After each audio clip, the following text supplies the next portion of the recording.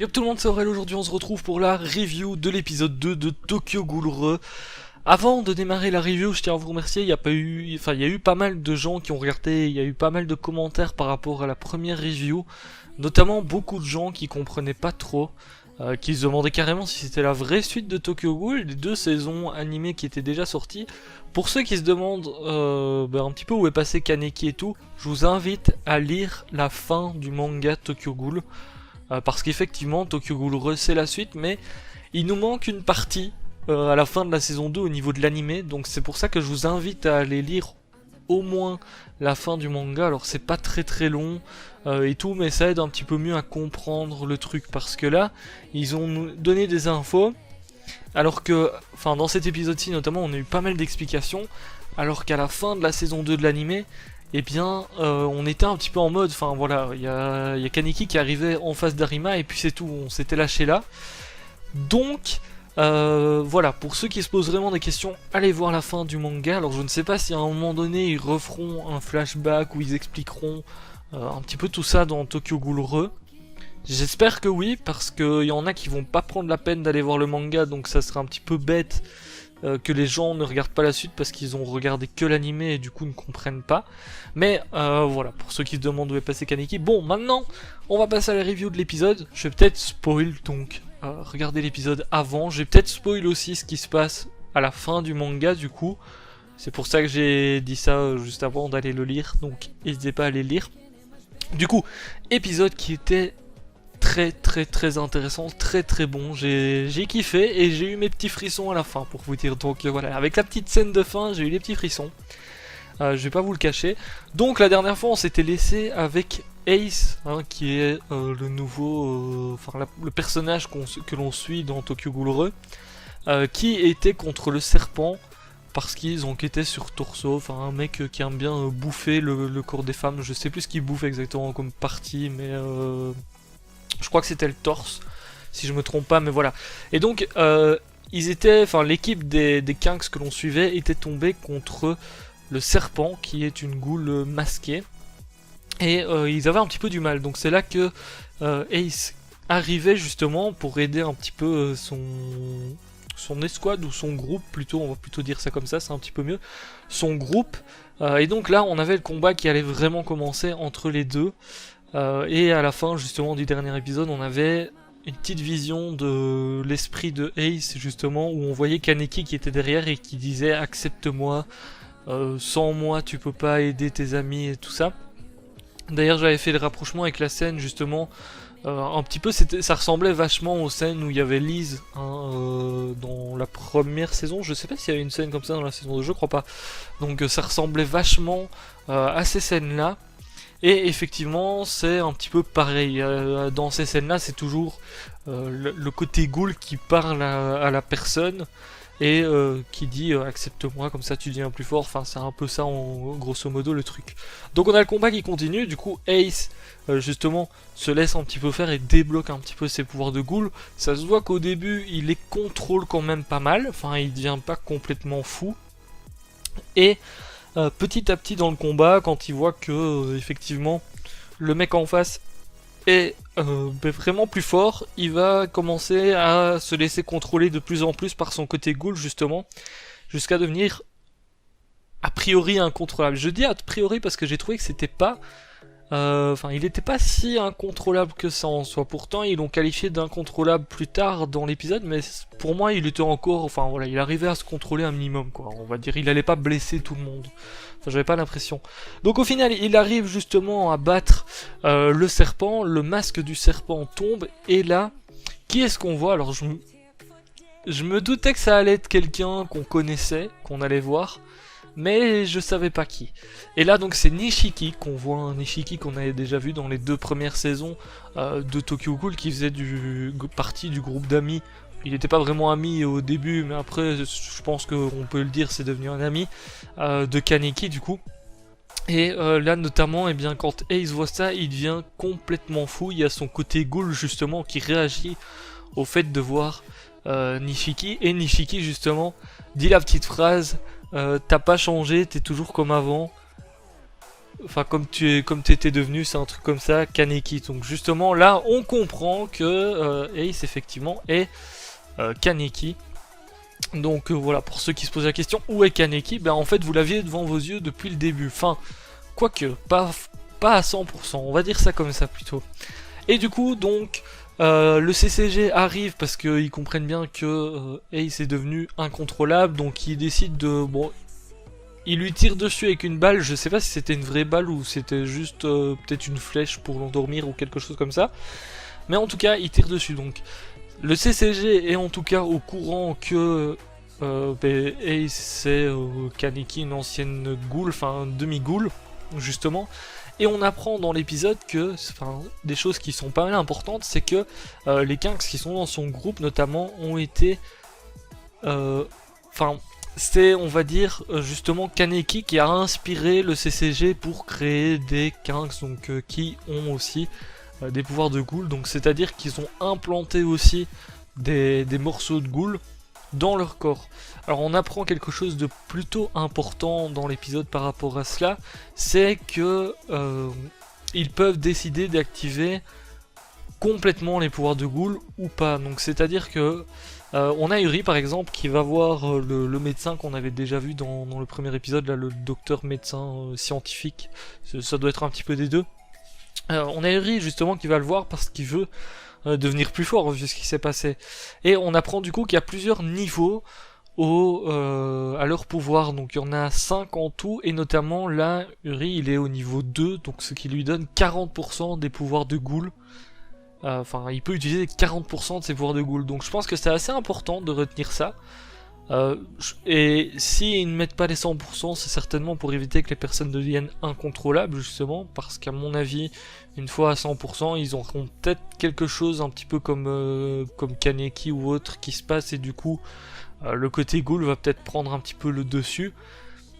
Donc, c'est une information assez importante et c'est cool de savoir un petit peu ce qui se passait par rapport à eux, parce que c'est vrai que dans le premier épisode ils nous ont amené ça comme ça, enfin des humains qui arrivaient à utiliser des pouvoirs de ghoul.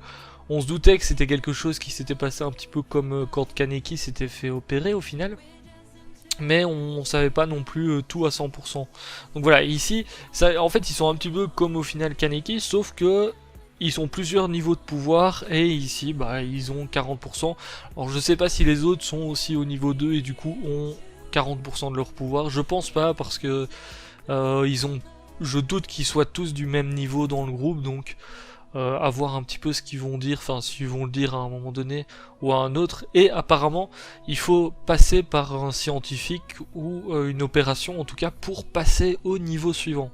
Ça c'est quelque chose d'assez important, parce que est-ce que ça veut dire que si dans un combat la personne a du mal à se battre ou voit un pote ou un truc comme ça se faire dégommer, est-ce qu'il va débloquer de lui-même le niveau au-dessus du coup pour pouvoir se battre et être plus fort?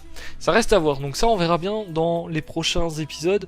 On a pas mal d'explications par rapport du coup à Ace aussi. Il a perdu le contrôle, ses coéquipiers l'ont vu notamment. Bon, ils choisissent, donc il y a Ace qui est un petit peu le chef de leur groupe, et il y a un espèce de sous-chef. C'était Yuri avant, il décide de changer parce que justement Yuri ne pense qu'à lui en soi, enfin il pensait juste à grimper les échelons, on va dire ça comme ça, par rapport aux autres, et il pensait pas forcément au groupe, donc il décide de changer de sous-chef. Bon, c'était une décision logique, je sais pas si ça va vraiment apporter quelque chose derrière. En tout cas dans cet épisode, on voit Yuri justement est de plus en plus distant par rapport au groupe justement, et je pense que le fait de perdre son statut et d'être sous le commandement de quelqu'un, ben au final ça va peut-être justement lui faire un déclic, et c'est d'ailleurs pour ça aussi qu'il veut devenir plus fort. Donc est-ce que à un moment il va vouloir se venger ou pas? On verra bien, parce qu'il est assez chelou, il a des pensées assez cheloues. Pour le moment c'est un personnage enfin il nous donne beaucoup d'informations sur Yuri d'ailleurs. C'est un personnage qui est très très bizarre, parce que il dit quelque chose mais il le pense pas forcément. À un moment donné il voit un gars qui était avec... Enfin dans le dernier épisode on avait appris que son père n'avait pas pu être sauvé, justement, et dans cet épisode-ci il rencontre un gars qui était dans le groupe de son père du coup, et qui a abandonné son père, tout simplement. Et on voit que devant il fait le gentil, ouais, tu vas bien, machin. Et puis d'un autre côté, on a ses pensées en mode j'espère que tu vas crever, quoi. Il pense un truc comme ça, donc. Je sais pas si Uri va être vraiment tout le temps gentil, ou bien si à un moment il va pas vouloir se venger des gens qui l'entourent ou autre. Ça reste à voir quand même. Ça reste clairement à voir et on va bien voir. Il le développe pas mal donc. Donc on verra bien ce qui se passe à ce niveau-là.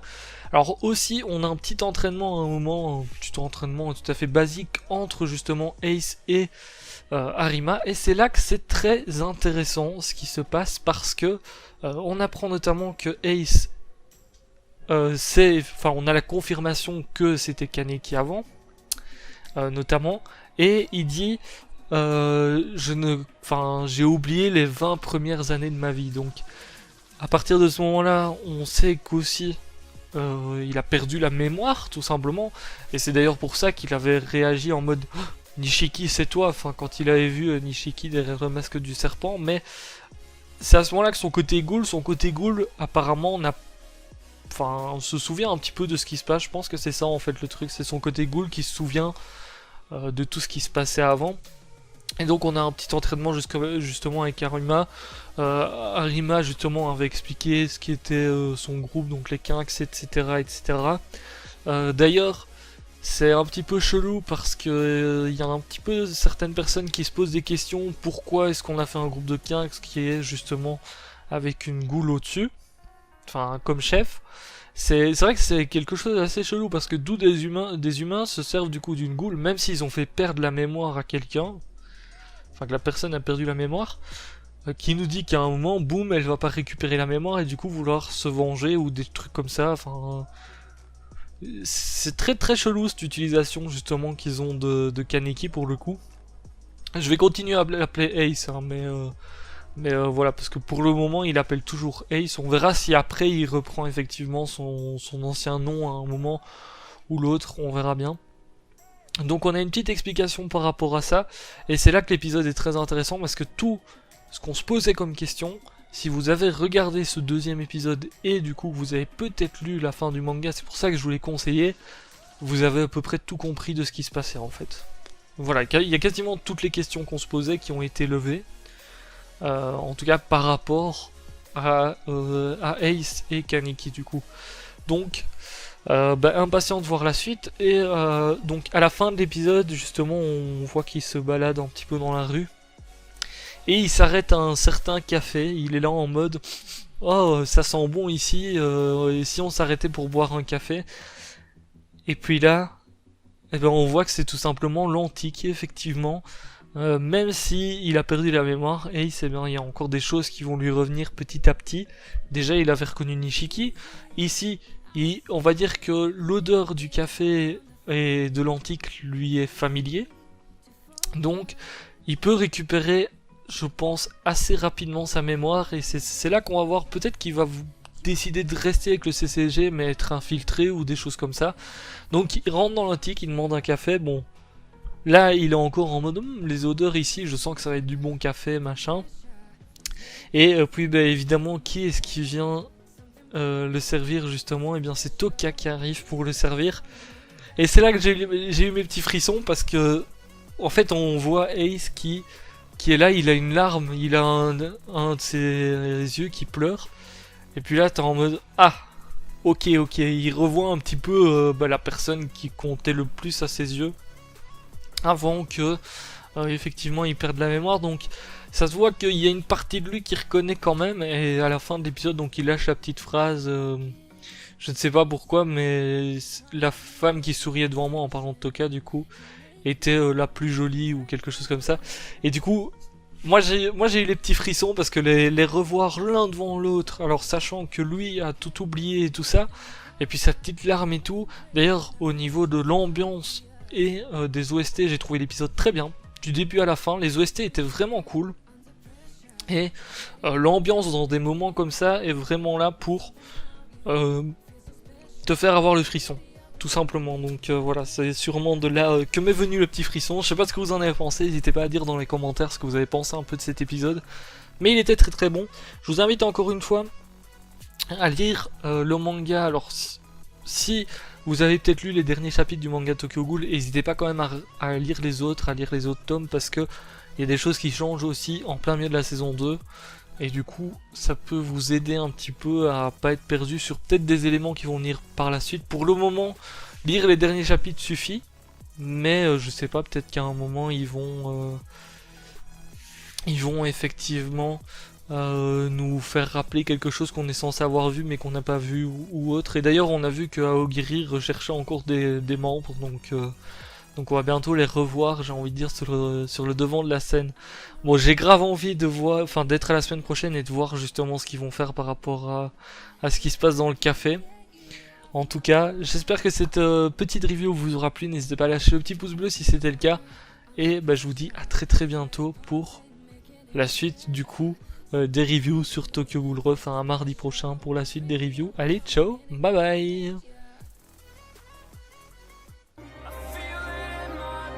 Can you feel it? I see it in your eyes. I can smell